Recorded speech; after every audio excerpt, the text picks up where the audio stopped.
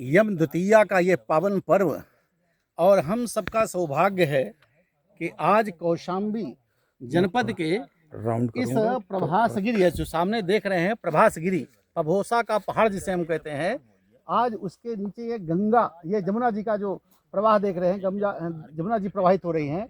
आज हम उस प्रभासगिरी से इस पार, मतलब ये हम दक्षिणी क्षेत्र में आए हैं और ये बीच में इधर भी आप देख रहे हैं जमुना जी प्रवाहित है और इधर भी प्रवाहित है। ये बीच में एक जो है द्वीप है, ये द्वीप और ये द्वीप आप देखिए, ये द्वीप दिखा रहे हमारे साथ में है भाई जी, हमारे बड़े भाई ये दिनेश गर्ग जी हैं, सूचना विभाग उत्तर प्रदेश सरकार से अभी सेवानिवृत्त हुए हैं और आज इसी कौशाम्बी जन्मभूमि ये हम लोगों की है और सबका सानिध्य है कि आज हम लोग इस अवधर द्वीप में विशेष रूप से आने का यहाँ पर आज हम लोगों का उद्देश्य है कि ये महाभारत की कथा में जो वेदव्यास की जन्मस्थली जो कही जाती है, वेदव्यास जिस नाम से का, द्वैपायन जिस नाम से प्रसिद्ध है, आज उस कथा को लेकर के मैं यहाँ पर हम लोग दर्शन करने आए हैं। ये वेदव्यास का नाम क्यों पड़ा, द्वैपायन क्यों कहा जाता है? आज महाभारत की कथा के अनुसार, महाभारत की कथा में हम लोग पढ़ते हैं, उपरिचर नाम के एक राजा, वेदव्यास की जन्म कथा महाभारत में आती है और वहाँ पर कथा यूँ प्रारंभ होती है कि उपरिचर नाम का एक वसु है। वसु उसे कहते हैं जो देवताओं के तुल्य ही रहता है और देवताओं के ही वही स्वर्गवज में वास करता है। उपरिचर नाम का वो बड़ा शिकार प्रेमी राजा था। तो इंद्र ने उसको कहा कि तुम धरती पे जाओ, धर्म कार्य करो, सुख समृद्धि बनो। तो उसको ये चेदि वंश का राज्य दे दिया और कहा तुम जो है यहाँ स्थापित करो। तो एक क्षण ऐसा आया कि वो बैरागी हो गया, उसको बिल्कुल सब धनुष पाश शस्त्र बस सब छोड़ करके वो एकदम तपस्या में लीन हो गया और इतनी कठोर तपस्या किया कि इंद्र प्रभावित होकर के उससे कहा कि तुम चेदिवंश का ये राज्य लो और एक जाकर के बढ़िया प्रजा की सेवा करो, धर्म कार्य करो, धर्म का प्रचार करो।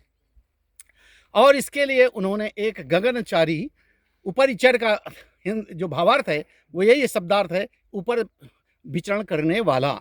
तो ऊपर विचरण, उसको इसके लिए उन्होंने एक विमान दिया स्फटिक मणि से बना हुआ और एक छड़ी दिया और एक वैजंती माला दिया जो कभी सूखती नहीं थी।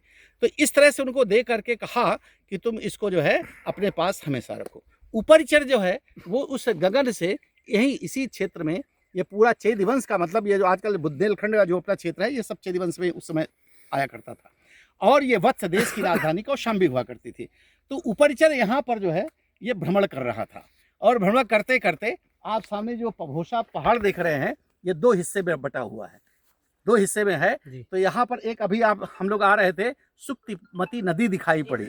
उस समय महाभारत में सुक्तिमती नदी का उल्लेख मिलता है और उसको आजकल भदनई नदी के नाम से, भन्नई नदी से देवरी की नदी, बड़ारी की, मतलब इस नाम से लोग स्थानीय लोग कहते हैं। तो वो वास्तव में उस समय सुक्तिमती नदी के रूप में थी। तो उपरिचर ने देखा कि ये जो पर्वत है प्रभोसा का पहाड़, उस समय कोलाहल पर्वत के नाम से उसमें आया है महाभारत में। तो ये सचल पर्वत था और उस सुक्तवती नदी के मार्ग को अवरुद्ध कर रखा था। तो उपरिचर ने उसको अपने पाद प्रहार से अपना पैर उस पर मारा और वो दो हिस्से में पर्वत हो। आज अब ये दो हिस्से में पर्वत देख रहे हैं, दो हिस्से में, वो कथा उसको पूरी दर्शाती है। तो उसके परिणाम स्वरूप जो है वो सुक्तमती नदी का प्रवाह खुल गया और वो प्रवाहित और प्रसन्न होकर के उसने राजा उपरिचर को उस सुक्तमती इसे कोलाहल पर्वत से और सुक्तमती नदी के गर्भ से दो संतानें हुई, जुड़वा संतानें हुई, एक पुत्री और एक पुत्र। तो पुत्र जो है, पुत्र को तो दे दिया उन लोगों दूसरे को, और पुत्री को उपरिचर ने अपनी पत्नी बना लिया। उसका नाम गिरिका था। ये नाम बड़े महत्वपूर्ण है, गिरिका। तो गिरिका जो है उसकी पत्नी के रूप में रही। राजा विचरण कर रहा था उस गिरिका और उनका एक जीवन सुखमय चल रहा था। तो एक दिन राजा उपरिचर को जो है ये उनके पूर्वजों का आदेश हुआ कि तुम जाकर के कुछ सेवा भाव करो और उधर जो है कुछ जंगलों में, जैसा महर्षियों की तपस्या में विघ्न बाधाएं होती है, उसको दूर करो। तो उधर चला गया वो आके जंगलों में, बड़ा हरी का जंगल आप देख रहे हैं, ये सब जंगल बड़े पवित्र हैं उस समय के। तो वहाँ पर वो उधर चला गया और गिरिका नाम की जो उसकी पत्नी थी, उधर इसको जो है संतानोत्पत्ति इच्छा से उसको कामार्थ हुई, वो काम की इच्छा हुई। और उधर राजा को भी जो है अपनी पत्नी के प्रति कामार्थ हुआ वो भी। तो उसी में उसका वीरपात हुआ, उपरिचर का राजा का वीरपात हुआ। और उस अमोघ वीर को उसको नष्ट न हो, बेकार न जाए, इसलिए एक पत्ते के दोने में उसको सुरक्षित करके उसने गिरका के पास भेजने का यत्न किया। और उसको एक कहते हैं, उसमें महाभारत कथा के अनुसार एक बाज जा रहा था इधर से, और बाज को उन्हें उसी गले में उस पत्ते के दोने में उसको सुरक्षित करके लटका दिया, कहा कि इसको गिरका तक पहुंचा दो। इसी यमुना द्वीप से वो हो करके ऊपर जा रहा था, तब तक दूसरा बाज ये सोचकर कि ये कोई मांसपिंड लेके जा रहा है, और उसने क्या किया, उसको आपस में युद्ध हुआ, और उसी छीना झपटी में आपस में वो जो है उसके वो इसी यमुना द्वीप पे, आज हम लोग जिस जगह खड़े हैं, ये जो अवधर द्वीप, जहाँ पर स्थानीय आज अवधर द्वीप इसको कहते हैं, यही वो जगह है जहाँ पर वो वीरपात हुआ।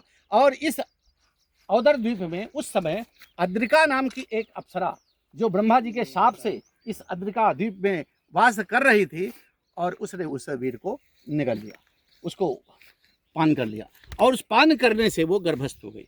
और गर्भ होने के बाद उसने जब संतान उसकी संतानोत्पत्ति हुई, तो उसमें से भी एक पुत्र और एक पुत्री का जन्म हुआ। पुत्र का नाम मत्स्य रखा गया था, और पुत्री वो जो है उसको मत्स्य नाम के एक ऋषि हुए, वह जो पुत्र हुआ वो मत्स्य नाम के राजा हुए, बड़े तपस्वी धर्मात्मा राजा हुए। और पुत्री जो हुई उसको उन्होंने, उस कन्या को मछुआरों के यहाँ जो नाव वो चलाते थे, इनको सौंप दिया गया, तो इसके पालन पोषण करो। वही पुत्री, अद्रिका की पुत्री जो थी, वो नाविकों के, मछुआरों के बीच आकर के यहाँ पर उन्हीं के साथ नाव चलाने लगी, और नाव चलाते हुए वो युवती हुई, कन्या हुई, सुंदर, बहुत सुंदर थी। तो वो जो है यहीं नाव चला रही थी।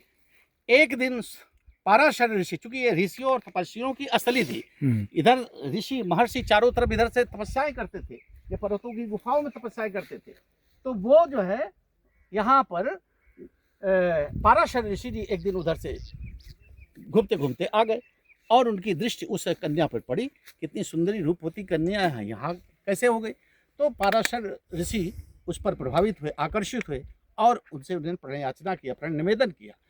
तो वो कन्या थी, चूंकि अब संकोच में, लाज शर्म में उसने मना किया कि मैं, ऐसा संभव नहीं है। तो उन्होंने कहा नहीं, बिल्कुल कुछ डर नहीं। उन्होंने समझाया, और ऋषि महर्षि अपनी तपस्या का बल दिया, कहा ये चारों ओर ऋषि महर्षि देख रहे हैं, ये सब अच्छा मेरे लिए उचित नहीं है। तो उन्होंने कहा, चारों तरफ कुहासा कर दिया, चारों ओर कुहासा छा गया, कुछ दिखाई नहीं पड़ा। उसने कहा कि देखो कुछ नहीं है। फिर उसने कहा कि हमारा कुमारत्व नष्ट हो जाएगा, भंग हो जाएगा। कहा वो भी नहीं होगा, वो भी तुमको वरदान देता हूँ। तो इस तरह से उसको समझा बुझाकर उसके साथ उनका वारस का संपर्क हो, और उस संपर्क के बाद उस कन्या से, पाराशर ऋषि और कन्या से, जो वही कन्या जो मत्स्यगंधा के नाम से जो प्रसिद्ध हुई, गंधवती के नाम से प्रसिद्ध हुई, और बाद में सत्यवती के नाम से प्रसिद्ध हुई, और वही उसी गर्भ से हमारे वेदव्यास, द्वैपायन, ये द्वीप, इसी द्वीप में उनका जन्म हुआ, इसीलिए वेदव्यास का जो नाम है वो द्वैपायन नाम से प्रसिद्ध हुआ।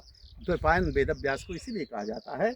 ये महाभारत की कथा है, कोई ये ऐसी कथा मैं नहीं सुना रहा हूँ, बड़ी स्पष्ट है, यहाँ सारे प्रमाणों के साथ है। ये पुस्तक गर्ग जी, ये मैंने, ये जो संस्कृत ग्रंथों में कौशाम्बी अतीत वर्तमान देख रहे हैं, इसमें बहुत सारी कथा महाभारत की मैंने प्रमाण कहा। वो जो युद्ध की बात के दोनों जो बाज आए, उसमें स्पष्ट कहा, युद्ध तो तच्चापि यमुनाम्बसी तत्राद्क्रेत विख्याता ब्रह्म शापाद वराप्सरा जग्राह तरसोपेत सार्दिका मत्स्य रूपिणी कदाचिदपि मत्स्यीं ताम बंधु मत्स्य जीविनः। और वो वही मत्स्यगंधा कहते हैं, आसीत सा मत्स्यगंधैव केचित् कालम शुचिस्मिता शुश्रूषार्थम पितुर्नावम वाहयन्ति जले च ताम पराशरेण संयुक्ता सद्यो गर्भम सुसावसा जग्गे चा यमुना द्वीपे पाराशर्यः सभीरवान् समातरम अनुज्ञाप्य तपस्सेव मनोदधे स्मृतो हम दर्शयिष्यामि कृत्ते स्विति चसो सब्रवीत।